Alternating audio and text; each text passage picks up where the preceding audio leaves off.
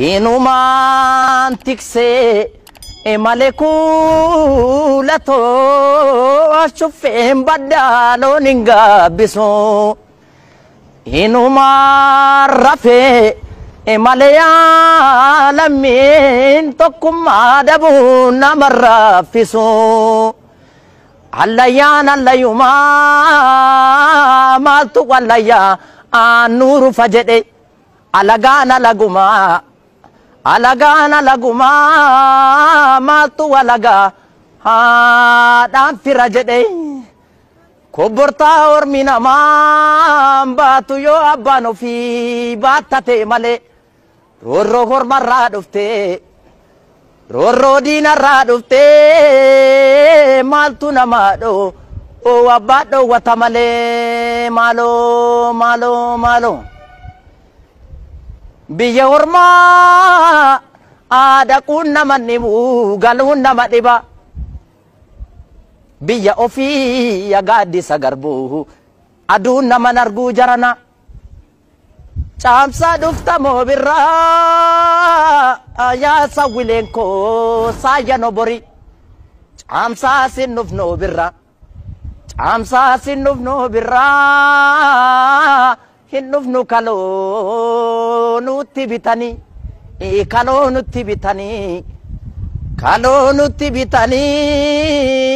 furdannaan albee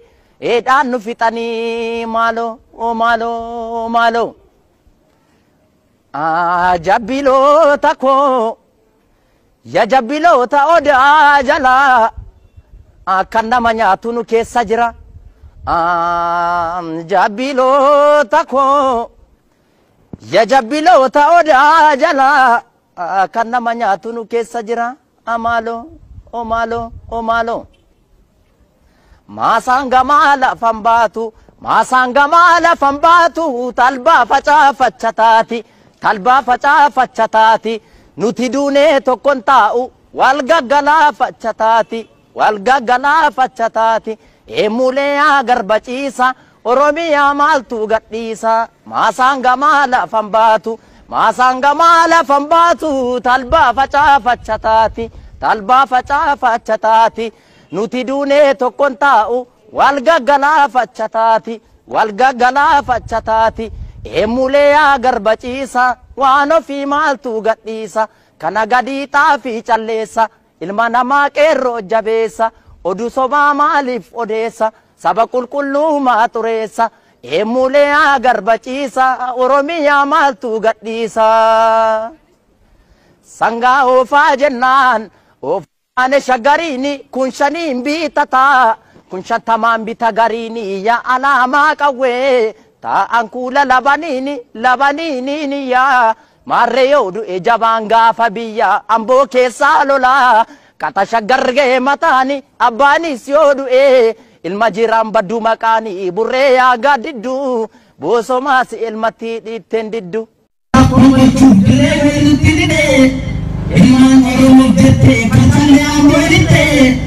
Ilmaan Oromoo jettee maakaa wiilitee gabrummaan raafuu galchuu dirree nutti bitee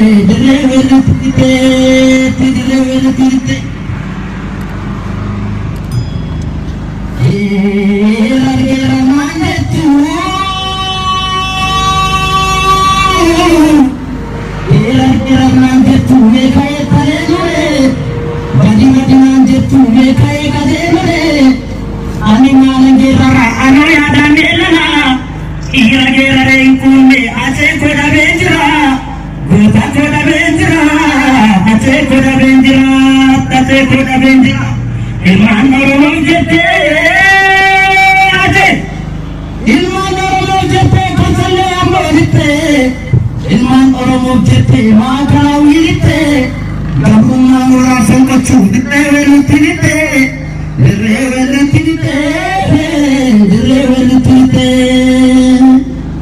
ajee dhaabota koo Ache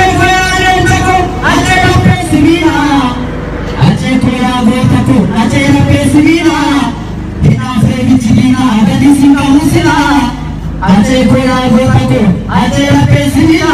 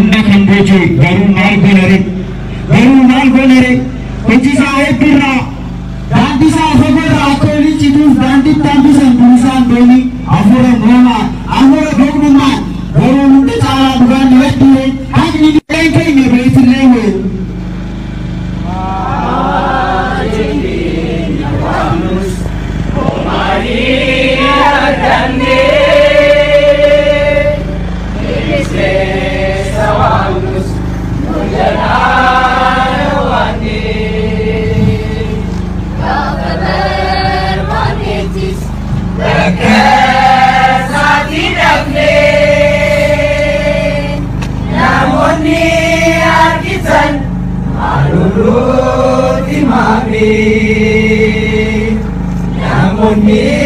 arti Malolu